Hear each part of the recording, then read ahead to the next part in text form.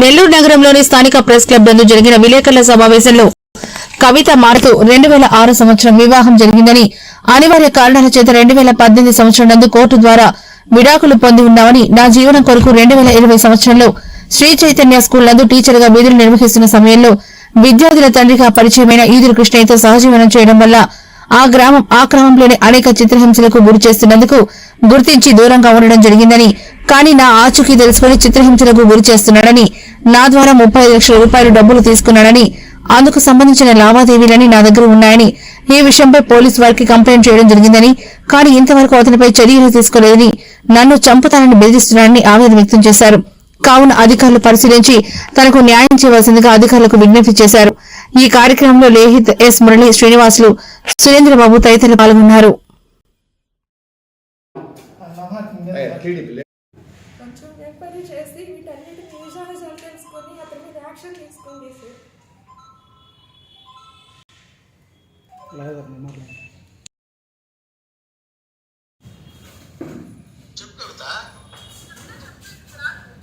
నేను ఆడికి వస్తాను, లంచుకొని పడుకొని నిన్ను ప్రకారం పని చేసేవాళ్ళు కాడికి నేను రావాలా? లంజా. నా పేరు కవిత అండి.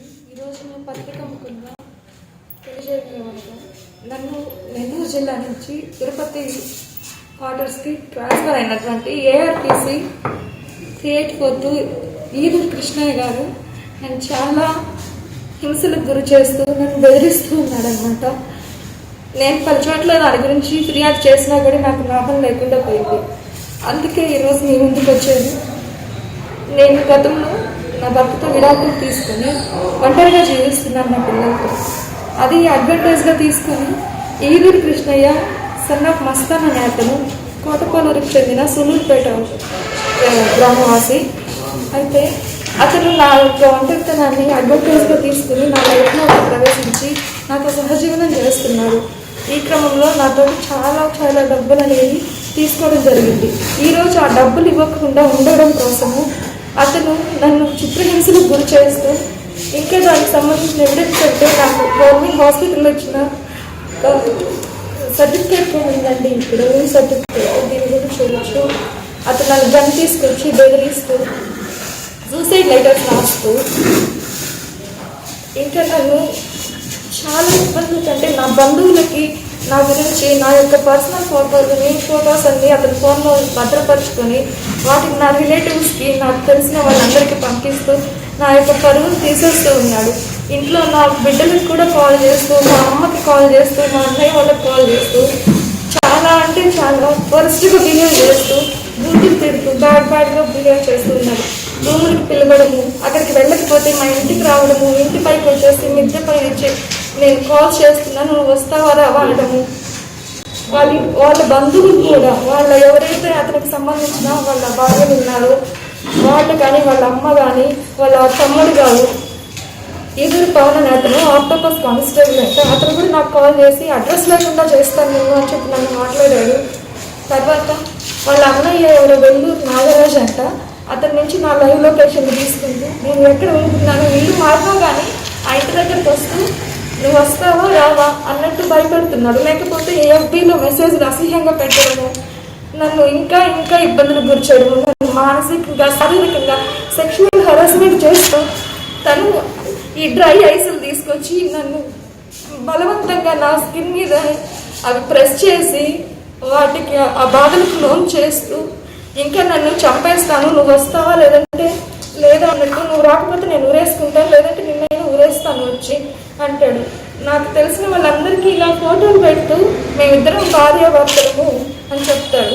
ఎవరైతే డబ్బులు ఇవ్వాల్సి ఉంటుందో వాళ్ళకి ఈ ఫోటోలు పెట్టి మీకు అబద్ధం చెప్తుంది, తను నా భార్య కాబట్టి నేను డబ్బులు తీసుకున్నాను, నేను మీకు ఇవ్వను అని చెప్పి వాళ్ళని కూడా బెదిరిస్తున్నాడు. నేను అప్పటికి తిరుపతి ఎస్పీ సార్ దగ్గర నేను కంప్లైంట్ కూడా ఫైల్ చేశానండి. దానికి అతను విచారణ డిఎస్పీ సార్ ఏం చెప్పారంటే 3 months టైంలోకి నేను కడతానంటే ఓకే అని చెప్పారు. అయినా కానీ దానివల్ల కూడా పరిధి లేకపోయింది. ఇవన్నీ నేను చేసిన ట్రాన్సాక్షన్లు ఫోన్పే కానీ, గూగుల్ పే కానీ, డైరెక్ట్గా అతని అకౌంట్ నుంచి కానీ నా అకౌంట్ నుంచి కానీ వెళ్ళినవి. దాదాపు నా దగ్గర 35 లక్షల రూపాయల డబ్బులు కూడా అతను తీసుకోవడం జరిగింది. ఇక్కడ నుంచి నెల్లూరు నుంచి తీసుకెళ్ళిపోతాడు సార్ బలవంతంగా. రూముల్లో పెట్టేస్తాడు, ఒక లాక్ చేసేస్తాడు. నేను రూమ్ అట్లా బద్దలు పడతాను, తలుపు అంటే నన్ను కొట్టేస్తాడు. అక్కడ నుంచి ఆ కింద ఓనర్స్ ఎవరైతే ఉంటారో వాళ్ళు పైకి వచ్చి రిసెప్షన్ నుంచి డోర్ ఓపెన్ చేస్తే ఆరంబాకం పోలీస్ స్టేషన్లో కంప్లైంట్ చేశారు. అక్కడ నుంచి తడ పోలీస్ స్టేషన్కి పిలిపించారు. అక్కడ వాళ్ళ ఫ్రెండ్స్ ఎవరో ఇక్కడ దిశ పోలీస్ స్టేషన్ నెల్లూరులో కూడా అదే సమావేశం అయిన కారణం ఏంటంటే ఈ కవిత గారు నన్ను అప్రోచ్ అయ్యారు. ఆమె ప్రాబ్లమ్స్ అన్నీ నాకు చెప్పారు.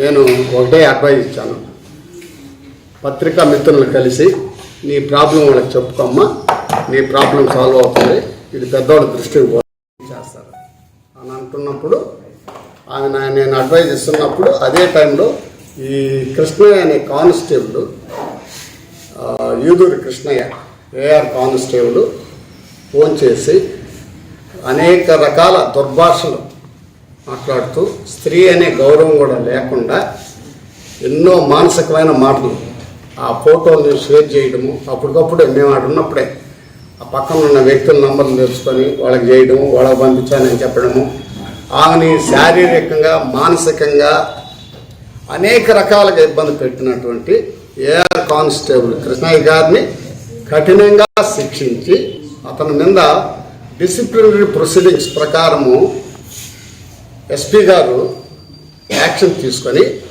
ఆమెకి రావాల్సిన డబ్బులు అయితేనేమి, ఆమెకి శారీరకంగా ఎంత హింసించాడో ఆ మాటల్లో తెలుస్తుంది. ఆయన మాటల్లో ప్రతిదీ రికార్డు ఉంది, ప్రతి పేమెంట్కి రిసిప్ట్స్ ఉన్నాయి.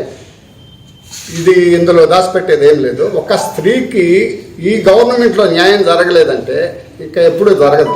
అందుకని గవర్నమెంట్ కూడా చాలా సిన్సియర్గా ఉంది స్త్రీల విషయంలో. మన డిప్యూటీ సీఎం గారు కానీ, సీఎం గారు కానీ, అణిచిపోతే అనిత గారు మేడం గారు కానీ, మన ఎస్పీలు కానీ, డిఐజీలు కానీ, డీజీ కానీ, వీళ్ళందరూ కూడా చాలా సీరియస్ యాక్షన్ తీసుకుంటున్నారు.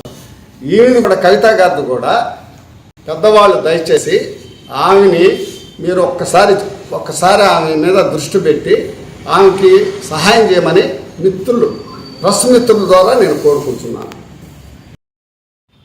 ఈరోజు ప్రెస్ మీట్ ముఖ్యంగా పెట్టడం ఎందుకంటే కవిత గారిని ఒక ఏఆర్ కానిస్టేబుల్ యూదూరి కృష్ణయ్య అనే అతను ఎక్కువగా అరెస్ట్ చేస్తున్నారు. మేము గతంలో 2006లో మ్యారేజ్ చేసుకొని 2018లో డైవర్స్ తీసుకున్నది. తర్వాత 2020 నుంచి ఏఆర్ కానిస్టేబుల్ పరిచయం అయ్యాడు. అతనితో సహజీవనం చేస్తుంది. ఈ సందర్భంలో ఆమె దగ్గర నుంచి వివిధ రకాలుగా డబ్బు పరంగా కావచ్చు, డబ్బు పరంగా 35 లక్షలు తీసుకున్నట్టుగా దానికి ఎవిడెన్స్లు అన్ని ప్రూఫ్లు కూడా జప్తు చేయడం జరిగింది. అదేవిధంగా ఆమె నూట్ ఫోటోలు తీసి వివిధ బంధువులకి మరియు వాళ్ళ బ్రదర్స్కి వాళ్ళకి వాటిని ఫార్వర్డ్ చేయడము, అదేవిధంగా సోషల్ మీడియాలో పెట్టడము, ఈ విధంగా అరెస్ట్ చేస్తున్నారు. దీని మీద కఠినమైన చర్యలు తీసుకోవాలి.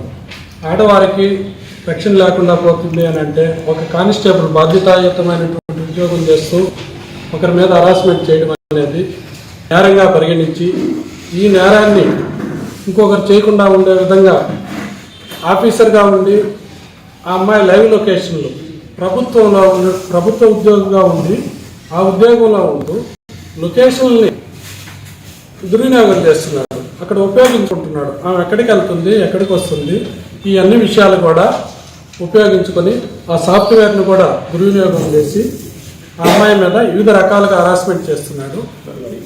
పిల్లల్ని, ఆ అమ్మాయికి ఉన్నటువంటి పిల్లల్ని ఏ విధంగా అంటే తిట్టడం, కొట్టడం వాళ్ళని.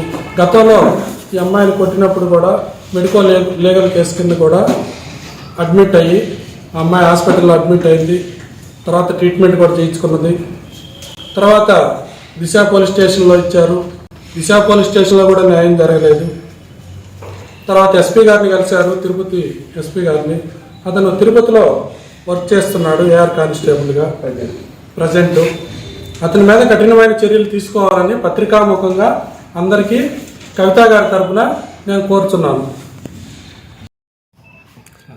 సరే